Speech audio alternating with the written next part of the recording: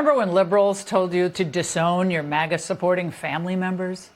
But you right-wingers shouldn't have to suffer the consequences of your votes. You don't want to be around me because I voted for fascism. No fair. I'm coughing on you with COVID, but you want me to wear a mask for your safety? No fair. My body, my choice. Well, here's an alternative thought. Make your own dinner, MAGA. Well, some people actually followed that advice for years. Now the New York Times is finally admitting that was wrong.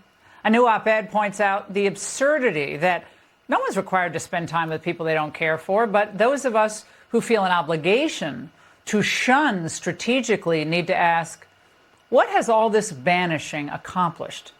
It's not just ineffective, it's counterproductive. These days, ostracism might just hurt the ostracizer more than the ostracizee. Here to weigh in, Jonathan Alpert, psychotherapist, author of the forthcoming book, Therapy Nation. Jonathan, I never quite understood this. You know, I always say family is family. Politics is a very small part of life. But what was that about, this edict to shun and ostracize family members who have a different point of view? Well, first of all, Laura, good for David for finally seeing the light and realizing that family actually is important and perhaps more important than maintaining a rigid belief around political views. So good for him. Laura, I started seeing this problem years ago with the first Trump administration, and it just continued on, and we see it still today. It's not doing anyone any favors. It's sowing such division in our society, and therapy culture is part of the problem. So we have therapy culture meets cancel culture, and it just sows division, and the results are really problematic for our society.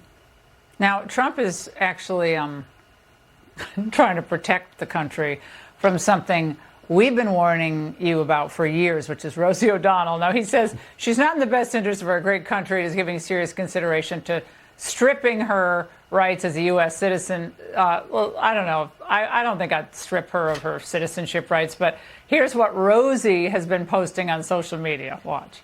I wonder if you are the GOP anymore, you know? You're something different now. Burgeoning fascist America party. You know, you can't deny his mental decline. You can't deny that that's supposed to be the best and the brightest that America has to offer. And you're listening to a con man who's a cult leader. So, Jonathan, I wouldn't shun her, but she uniquely seems, and I know you haven't treated her, you haven't talked to her, but just in general, people who are so obsessed, even after moving away with one person, what is that? Well, you're right. I haven't treated Rosie, but I have to say she probably shouldn't diagnose Donald Trump. Sounds like she's got her own issues to think about.